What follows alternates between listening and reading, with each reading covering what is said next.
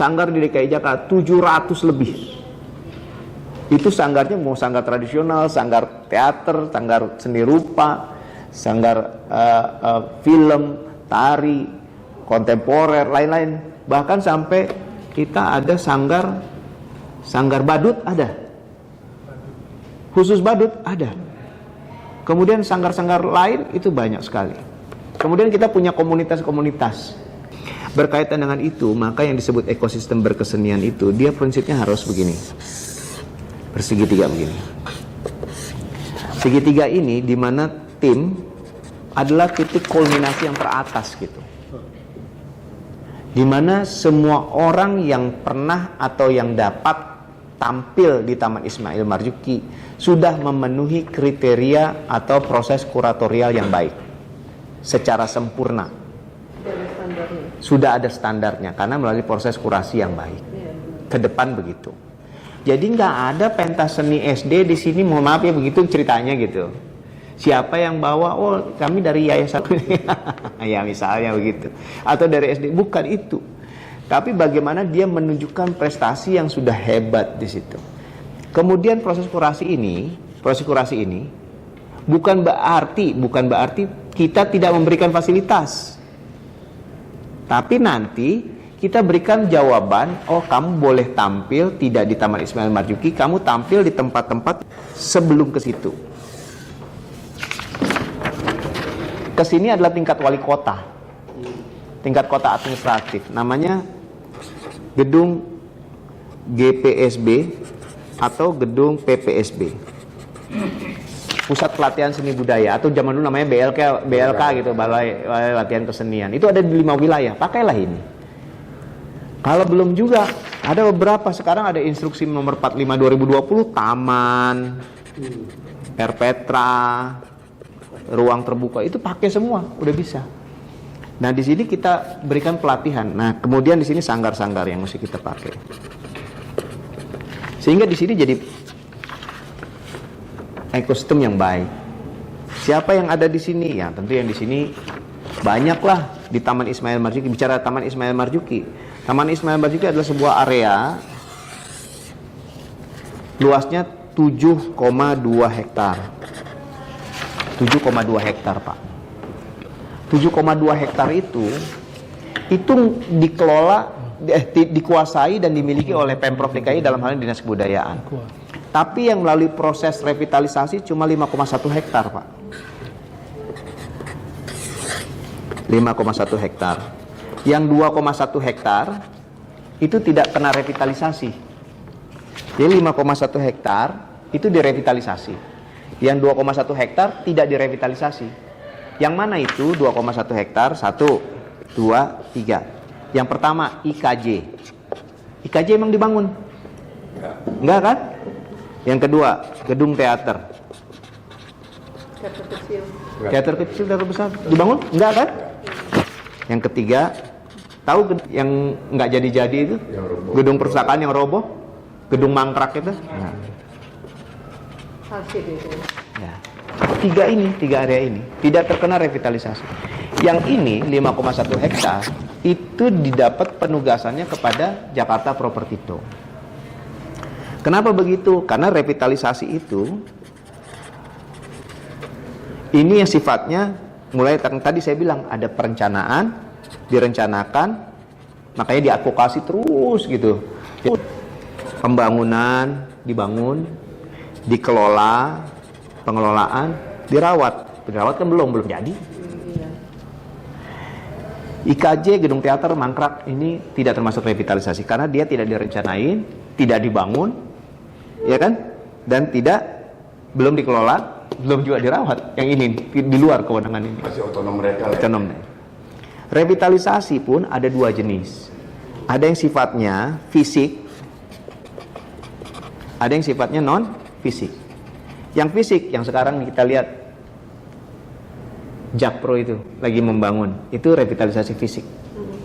Yang revitalisasi non fisik tugas kita semua. Apa itu? Struktur kelembagaan, penyempurnaan Dewan Kesenian Jakarta, mengembalikan fungsi dan marwah kehormatannya, Akademi Jakarta, dan juga merestrukturisasi usulan kelembagaan unit pengelola Pusat Kesenian Jakarta Taman Ismail Marzuki itu. Dari yang sekarang UP dipegang oleh Pak Feroni, sekarang konsepnya nanti ke depan mudah-mudahan disetujui konsepnya Badan Layanan Umum Daerah. Kenapa begitu?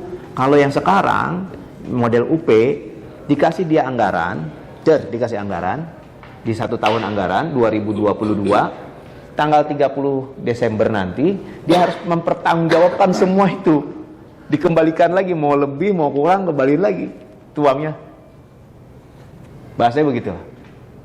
Tapi kalau BLUD dia berputar,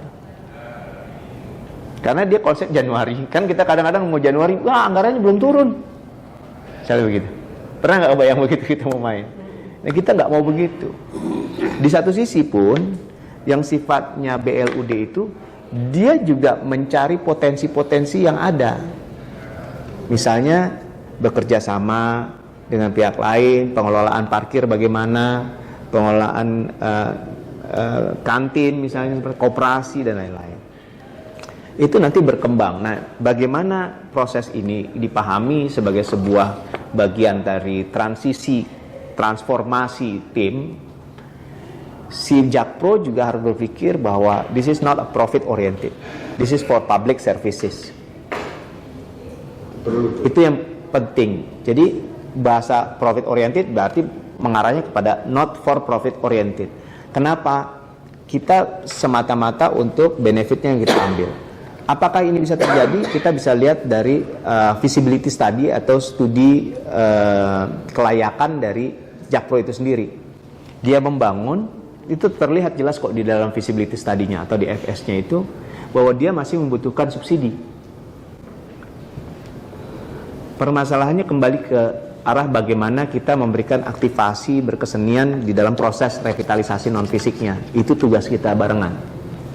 Seperti kampus misalnya, kalau kita dulu badan eksekutif mahasiswanya ada, senatnya ada, tapi kan juga ada badan otonom yang lain, klub basket, klub karate, kemudian ada lagi klub sastra, pramuka dan lain-lain.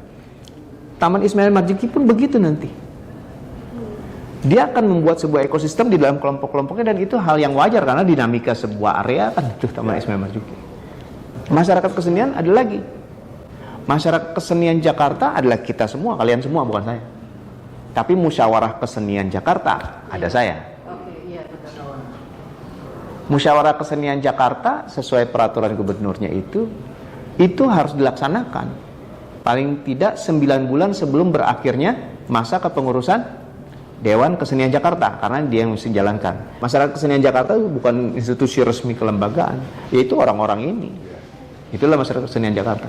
Tapi bagaimana melaksanakan musyawarah kesenian Jakarta? Itu ada 4 Akademi Jakarta, unsur-unsurnya, unsur Dewan Kesenian Jakarta, unsur kami, Pemprov DKI Jakarta, dan unsur masyarakat kesenian Jakarta. Musyawarah ini berjalan, tapi pelaksananya oleh Dewan Kesenian Jakarta. Bagaimana ini dilaksanakan? Komposisinya dilihat. Komposisinya yang jadi rame ini yang bakal potensi rame adalah komposisinya.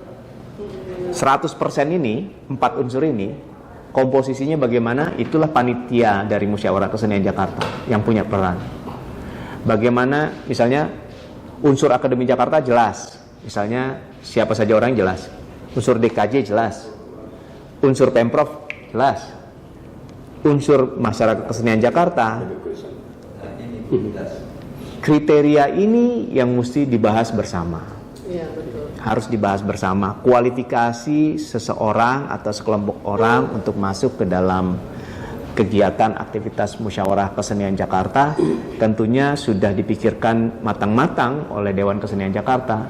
Kami tidak boleh melakukan intervensi itu, karena kami bagian dari situ jelas ditentukan Dewan Kesenian Jakarta. Jadi saya sangat menghormati itu. Tinggal bagaimana panitia yang membentuk Musyawarah Kesenian Jakarta ini bisa menjalankan perannya dengan baik, tidak rame, ya rame-rame dinamika lah ya, kayak kita dinamika, sesuatu yang mesti dijalankan. Tapi kalau itu udah smooth, roda besarnya jalan, pasti kayak jam tangan, roda besarnya jalan, yang lain jalan ngikutin yang kecil-kecilnya itu yang namanya ekosistem. kami Dinas Kebudayaan bisa diganti kapan aja. Tiap pimpinan punya karakter yang tidak sama, punya ciri khas masing-masing.